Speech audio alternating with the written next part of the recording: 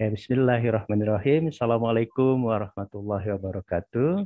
Waalaikumsalam warahmatullahi wabarakatuh. Alhamdulillahirrahmanirrahim. Pada hari ini kita bisa bertemu dalam perkuliahan Sejarah Indonesia Masa Orde Baru dan Reformasi. Kita akan mendengarkan seorang mahasiswa saja yang mau presentasi karena 5 orangnya masih menanam pohon karet di luar bandar. Luar bandar itu di kampung ya, di desa. Jadi dia biasa lambat dalam 5 menit, 10 menit ya. Mari kita mulai perkuliahan kita pada hari ini dengan sama-sama mengucapkan basmalah. Bismillahirrahmanirrahim. Hanifah, presentasinya boleh 10 menit ya. Boleh 7-10 menit karena hanya seorang ya. Nanti dikomentari oleh Bu Iing dan dikomentari oleh saya juga. Silahkan mulai dari sekarang. Ya baik, bismillahirrahmanirrahim. Terima kasih Bapak Ibu dosen telah mempersilahkan saya untuk presentasi di pagi hari ini. Assalamualaikum warahmatullahi wabarakatuh. Saya Hanifah Dwanini dengan NIM 1903837 akan menjelaskan mengenai penerapan nilai-nilai Pancasila di era reformasi. Nah, nilai-nilai Pancasila di sini yang saya maksud adalah kristalisasi dari budaya bangsa Indonesia yang diyakini mengandung kebenaran, ketepatan, dan kemanfaatan yang selanjutnya dijadikan dasar dan motivasi dengan segala sikap, tingkah laku, dan perbuatan dalam bermasyarakat, berbangsa, dan bernegara untuk mencapai tujuan nasional sebagaimana tergantung dalam pembukaan UUD 1945. Nah, seperti yang kita ketahui, peristiwa Orde Baru, rezim Orde Baru ini menandakan bahwa negara mengalami masa transisi peralihan dari sistem politik ke era reformasi, menandakan bahwa negara dari sistem politik yang otoritarian ke negara dengan sistem politik yang lebih ke demokratis. Nah, dari demokratisasi ini pada waktu itu mengizinkan seluruh kepentingan masyarakat dapat ditumpahkan ke dalam aspirasi dalam bentuk kebebasan yang seluas-luasnya, baik itu melalui organisasi masyarakat, partai politik, maupun gerakan sosial. Sehingga ini menimbulkan pertanyaan, apakah dari era reformasi ini, dari transisi ini, apakah Indonesia dapat menerapkan nilai-nilai Pancasila yang sebelumnya tidak nampak di era Orde Baru maupun Orde Lama? Maka dari itu saya telah meneliti dan juga mengkaji bahwa nampaknya dengan keadaan reformasi ini membuka kebebasan beraspirasi yang menandakan suatu kondisi demokratisasi yang tanpa arah dan tujuan. Dan di era reformasi ini juga Pancasila terdiskreditkan sebagai efek dari penyimpangan dari era sebelumnya. Nah, dampaknya ini adalah nilai-nilai Pancasila ini tidak dijadikan dasar dan jiwa dari bangsa Indonesia, dari rakyat. Hal ini karena tidak semua warga Indonesia paham betul apa itu Pancasila, apa kegunaan Pancasila, apa tujuan Pancasila untuk kehidupan. Nah, ini karena pada masa Orde Lama dan Orde Baru, masyarakat ini tidak mendapatkan hal yang mereka tidak merasa kepuasan dari pemerintah, sehingga pada masa reformasi juga mereka belum mempercayai pemerintah, sehingga mereka itu lupa dengan arti dari nilai-nilai Pancasila sendiri. Ada pula penelitian dari Wicaksono dalam kajiannya mengungkapkan bahwa implementasi nilai-nilai Pancasila di era reformasi ini tidak dilakukan secara efektif, bahkan semakin memudar menurutnya. Ada juga penelitian dari Agus yang mengungkapkan bahwa akibat adanya situasi perubahan sosial ini menandai gejala anomi sehingga masyarakat seperti kehilangan nilai, arah, dan tujuan untuk bersikap dan berperilaku. Nah, dari penilaian penerapan nilai-nilai Pancasila ini juga ada juga tantangan yang membuat kita bisa melihat bahwa penerapan nilai-nilai Pancasila ini masih kurang di era reformasi. Yang pertama ada dari sisi korupsi yang ada di pemerintahan. Pada masa pada masa reformasi ini, korupsi ini benar-benar merajalela. Para penjabat negara yang melakukan korupsi ini bahkan tidak malu lagi. Mereka bisa keluar dari jeruji, bahkan mereka merasa melambai-lambaikan tangan seperti seorang artis pada masa itu. Mereka tuh tidak malu dengan apa yang mereka lakukan, dan ini tuh menjadi budaya pada masa itu. Lalu juga ada radikalisme. Radikalisme ini maksudnya adalah adanya kurang campur tangan negara dalam sosialisasi nilai-nilai Pancasila sebagai salah satu faktor pendorong pengaruh ideologi neorealisme yang baru datang ke kita. Nah, pola-pola liberalisme yang memberikan kebebasan untuk warganya membuat peran negara untuk memilih warga negaranya karena masalah keyakinan berideologi ini dianggap sebagai hak asasi mereka, bahwa hanya individu yang berhak menentukan, bukan negara. Dan ketika individu tidak tersosialisasikan akan Pancasila dengan baik, nilai-nilai Pancasila ini akan hilang sehingga nilai-nilai baru yang akan masuk dan menjadi keyakinan dari individu, dari rakyat kita, sehingga mengalami kehilangan pegangan atas nilai-nilai Pancasila. Lalu ada juga kolusi yang seperti adanya penyuapan dan nepotisme atau KKN, yang itu perbuatan penyelenggara negara yang melawan hukum, yang menguntungkan kepentingan keluarga atau kroninya di atas kepentingan masyarakat, bangsa, ataupun negara. Ada pula globalisasi yang menjadi tantangan tersendiri bagi bangsa Indonesia pada masa ini, karena semakin lama ideologi Pancasila ini semakin tergerus oleh liberalisme dan kapitalisme seperti yang telah saya jelaskan tadi. Apalagi tantangan pada saat itu tuh bersifat terbuka, bebas, maupun nyata. Sehingga pada masa ini dari kajian yang telah saya lakukan memperlihatkan bahwa pada masa ini pula penerapan Pancasila masih kurang diterapkan oleh masyarakat maupun pemerintah, namun juga terdapat beberapa upaya dalam hal tersebut. Sekian penjelasan yang dapat saya sampaikan. Mohon maaf bila ada kesalahan dari kata-kata saya. Wassalamualaikum warahmatullahi wabarakatuh. Waalaikumsalam warahmatullahi Assalamualaikum warahmatullahi wabarakatuh. Terima kasih Hanifah D. Amini. Presentasinya hanya 5 menit, ternyata tidak apa-apa. Lebih cepat, lebih baik. Sekarang saya persilahkan kepada Ibu Iing untuk memberikan komentar kepada Hanifah D. Amini. Ya, terima kasih Pak Andi atas kesempatannya. Ya, Hanifah, terima kasih sudah presentasi kali ini ya, meskipun presentasinya tunggal. Nah, presentasi Hanifah nggak usah terlalu cepat-cepat, nggak ditungguin sama peserta yang lain, dan Pak Andi sudah sangat leluasa memberikan waktu 7-10 menit ya.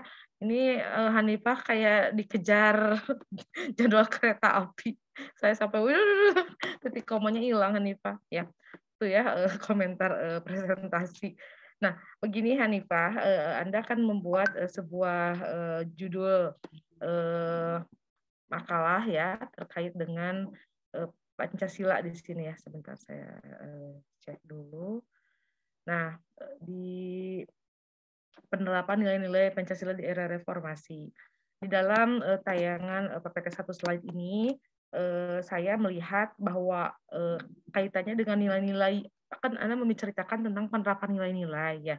Tapi di sini saya tidak melihat sama sekali, mungkin bisa ya dimasukkan atau disebutkan contoh-contoh atau nilai-nilai Pancasila yang bisa direalisasikan gitu ya di dalam kehidupan sehari-hari. Artinya ada hal-hal yang menjadi sebuah fakta atau misalnya kaitannya dengan ya apa sih yang dimaksud dengan nilai-nilai Pancasila itu apa saja gitu ya. Karena saya lihat di PPT Anda tuh hanya berbicara tentang nih keadaan era reformasi seperti ini, kebebasan beraspirasi dan sebagainya, kemudian implementasi nilai Pancasila di era reformasi itu tidak dianggap tidak efektif, kata tokoh Wicaksono. Kemudian di sini ada komentar dari bukunya siapa? Relevansi Pancasila itu bukunya apa? Agus ya. Akibat adanya situasi perubahan sosial yang ditandai dengan gejala anomi, misalnya masyarakat kehilangan nilai arah. Nah, di sini tidak ada. Kemudian ada tantangan yang mengancam nilai-nilai Pancasila, ada korupsi, radikalisme, di situ ada polusi, nepotisme, dan globalisasi. Nah, itu tantangannya. Nah, apa yang menjadi peluangnya apa gitu ya? Barangkali kalau ada tantangan harus ada peluangnya apa gitu ya. Peluangnya apa untuk bisa mengembangkan atau menerapkan nilai-nilai Pancasila di dalam kehidupan sehari-hari di era reformasi.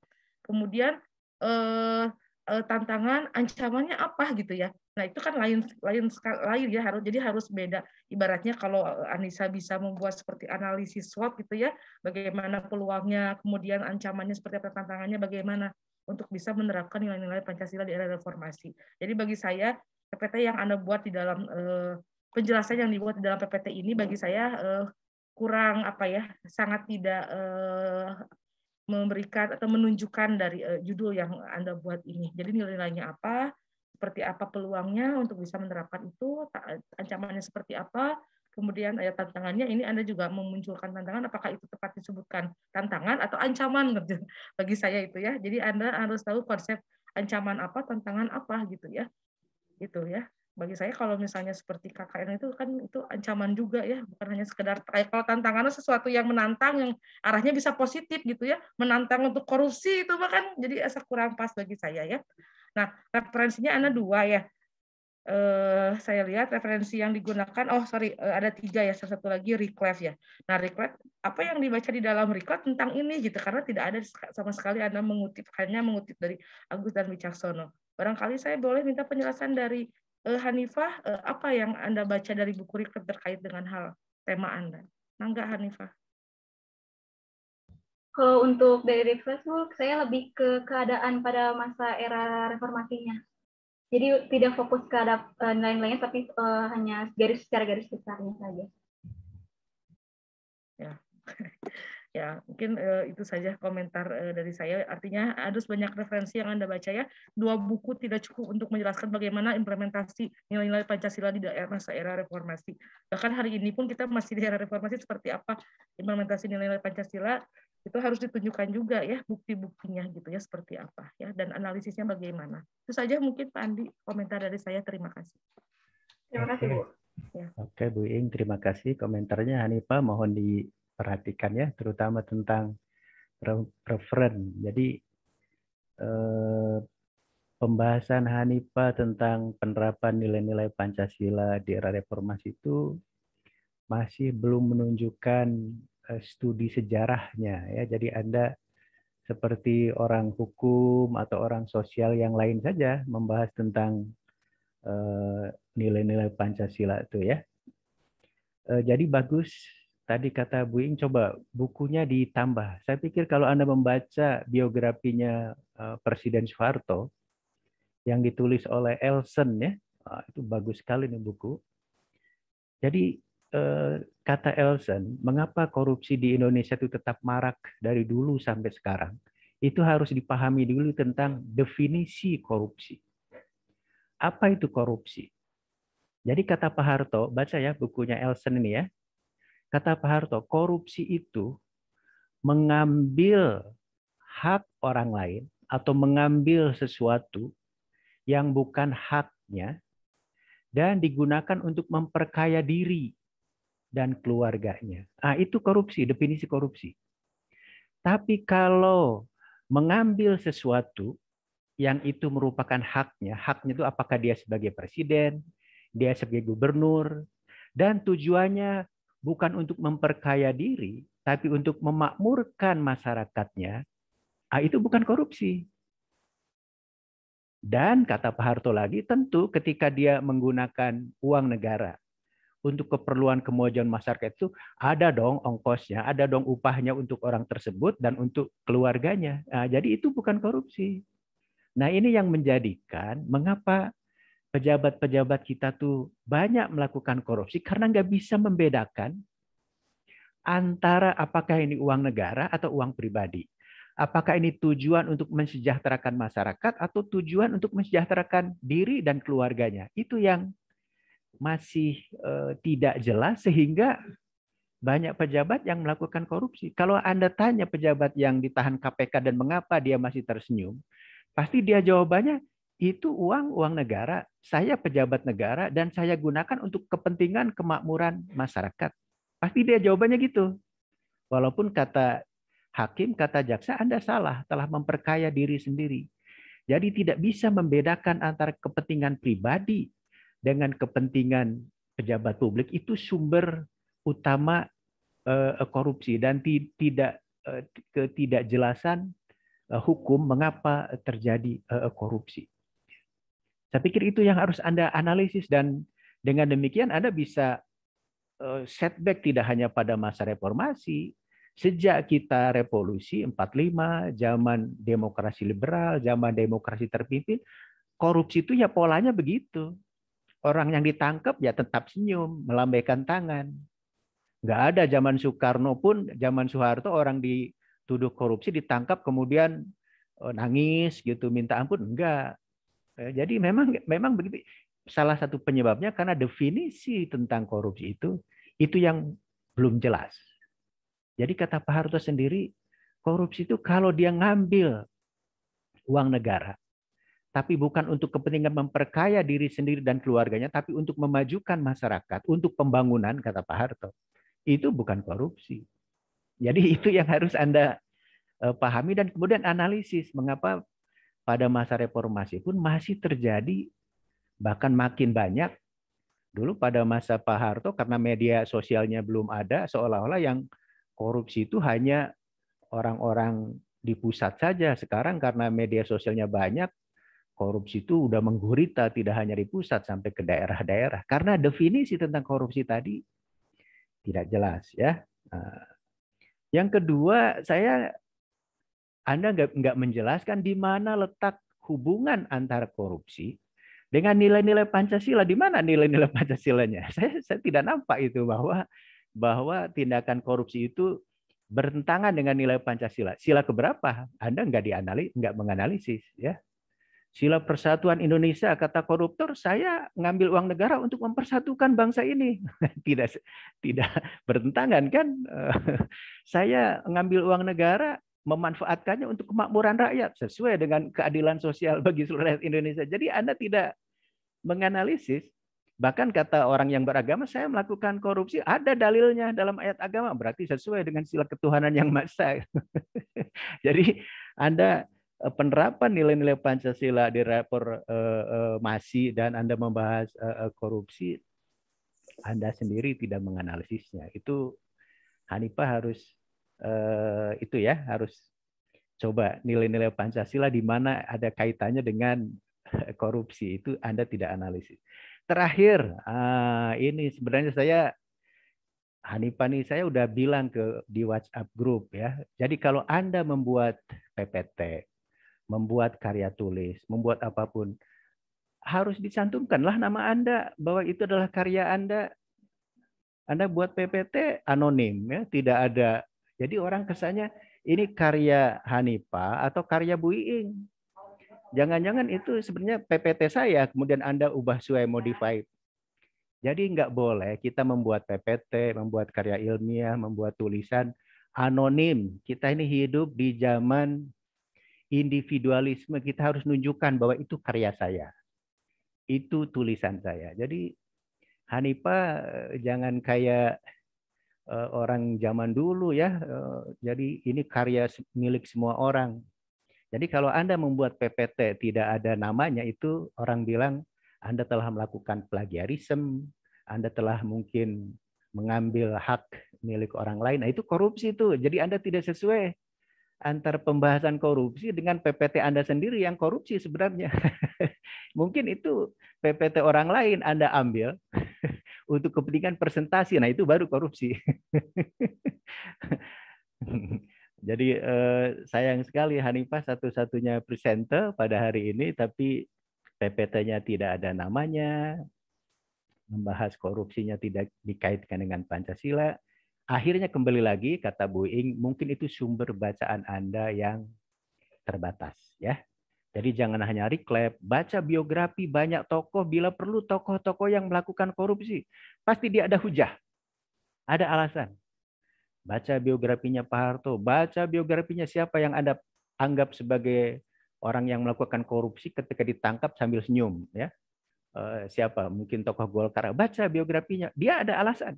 Saya tidak melakukan korupsi, saya ngambil hak saya sebagai pejabat negara untuk kepentingan pembangunan, untuk kepentingan kemajuan masyarakat. Itu yang definisi tentang korupsinya sendiri, lebih-lebih Anda kaitkan dengan nilai-nilai Pancasila, itu masih belum jelas ya. Saya pikir itu saja tuh, sudah 18 menit Bu Iing, alhamdulillah. Yang lainnya karena masih pada nanam pohon karet dan baru datang ketika pesawatnya udah take off. Kita udah sampai Bangkok nih Bu Iing ya. Perjalanan ke Beijing. Jadi mohon maaf yang tidurnya kesiangan, bangunnya kesiangan, ataupun masih nanam pohon karet. Nah itu dia, justru ini yang penting untuk 16 Kamis. Jadi nggak bisa presentasi pada hari ini. Saya pikir gitu Hanifah, jelas ya. Dan sekali lagi kepada mahasiswa yang lain, minggu depan adalah pertemuan terakhir, walaupun ada presentasi, dan semua makalah harus dikumpulkan pada minggu depan melalui email saya, dan silahkan konfirmasi juga melalui email Bu Iing supaya dikirimkan ke melalui email dengan format file MS Word ya. Jangan PDF. Kalau PDF saya nggak bisa ngedit atau nggak bisa ngasih nilai pada Anda. Tapi kalau MS Word bisa saya edit, bisa saya. Dan ketika menuliskan nama, jangan seperti Hanifah ini ya, nulis makalah nggak ada namanya nanti, jangan-jangan ya. Nulis PPT nggak ada namanya, jadi bahwa itu makalah Anda. Ya. Jadi saya dan Bu Ing akan memberikan penilaian, tidak hanya PPT, tapi juga makalah lengkap Anda tentu, termasuk juga kehadiran Anda, UTS Anda dan UAS Anda itu akan merupakan nilai kumulatif dalam mata kuliah kita. Mari kita akhiri perkuliahan pada hari ini dengan bersama-sama mengucapkan hamdalah, alhamdulillahirabbil alamin. Kita akan beralih ke WhatsApp group. Hanifah, sekarang Anda mau melihat komentar teman-teman Anda ya. Mungkin akan memuji-muji Anda, aduh Hanifah nih cantik. Tapi menurut saya PPT-nya nggak cantik, nggak ada namanya.